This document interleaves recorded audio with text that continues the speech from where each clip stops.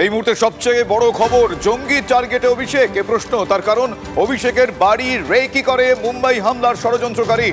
বড় তথ্য সামনে আনলো কলকাতা পুলিশ। এই মুহূর্তের অন্যতম বড় খবর, উঠে আসে রাজারাম রেগের নাম। রাজারাম রেগে সেই ব্যক্তি যে মুম্বাই অ্যাটাকের মূল ষড়যন্ত্রকারী।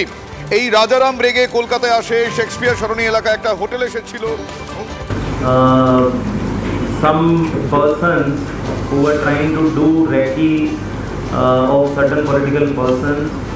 Accordingly, আমাদের vigilance সাধারণত আমাদের vigilance গুলো একটু বেড়েছিল।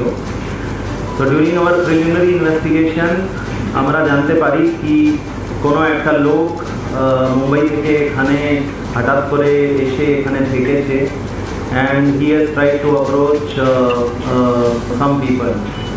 Accordingly, আমাদের যে প্রিলিমিনারি ইনভেস্টিগেশন হয় একটা নাম উঠে আসে, সে নাম হচ্ছে রাজারাম রেগে। আমাদের ভিডিও ভালো লাগলে লাইক এবং শেয়ার করুন।